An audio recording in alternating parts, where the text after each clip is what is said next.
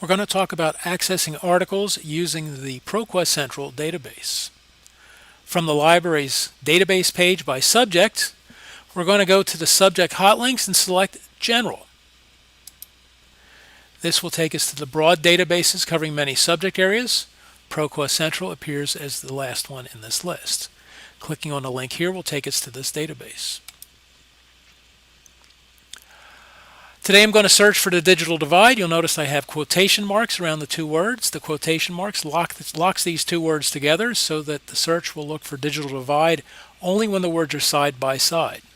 I've also checked the full text box so that I get complete articles, full articles I can view, I can print out and such.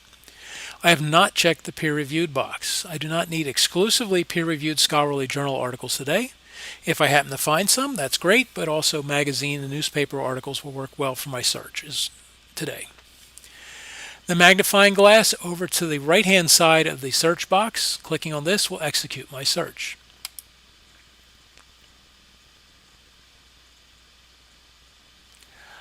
I now have my results up on the screen, but I want to limit my search today to just the most recent 2 years of information.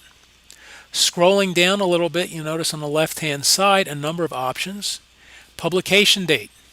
The earliest article on my list currently comes from 1981. I can adjust my date here by putting in a year range I wish to search, say 2018 to 2020. Once I've put in my dates, I can click Update. And the database will now present me a list meeting the criteria that I inputted, being the dates. From here, I can work my way down the list. I'm going to use this fourth article on the list as an example. I get the title of the article, the author's name, publication information, and such. This article appears in two full-text formats, the full text and the full-text PDF.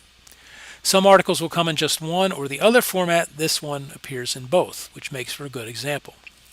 The preview icon over here to the side, if I click on this, I will receive a drop-down which will give me the abstract of the article. The abstract is a summary of what the article is about, and probably 95-97% of the articles in the database will have an abstract.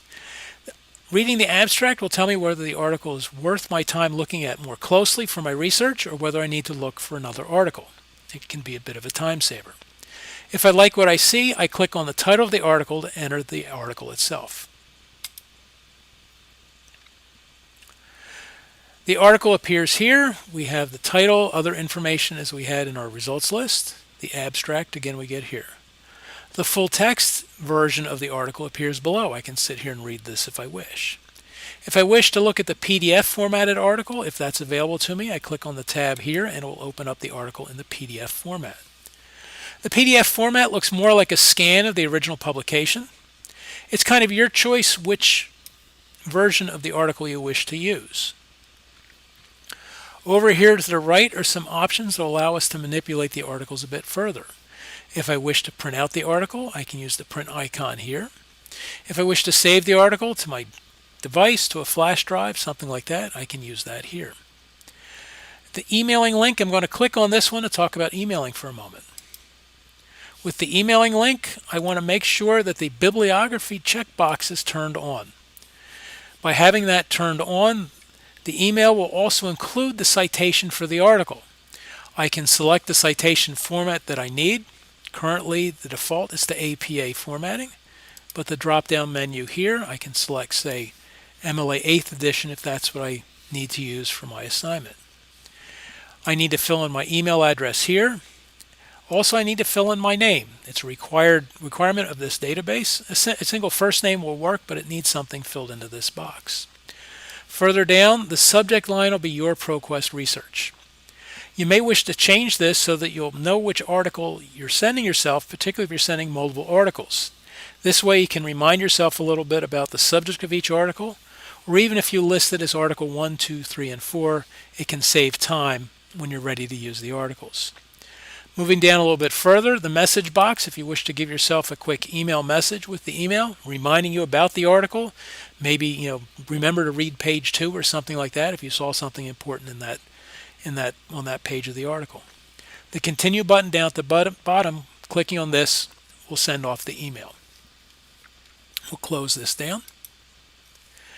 The cite link over here will give us the citation for the article directly. If I need the citation directly, I clicking on the cite link will give it to me. We are currently set to the APA formatting, and if we highlight in here, this is the APA formatting for the article. You can copy it and drop it into a Word document or some other place. One comment about copying and pasting: many times you'll have to adjust the formatting when you put it into another document.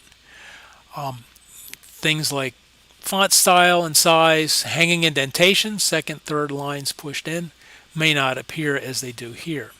Also, take note, do not blindly accept the citation. Look it over, make sure it looks okay. Generally speaking, the databases do a pretty good job of the citations. However, occasionally you'll see within the title of the article or the author's name that it appears all in capital letters. If this appears, you will need to manually make the change in your final document to the usual convention of first letter capitalized for each word. If you wish to change again, you can select the citation format that you need. If you wish to change the format to say MLA, however, you have to click on the change button here first. So make sure you have the correct formatting up on the screen.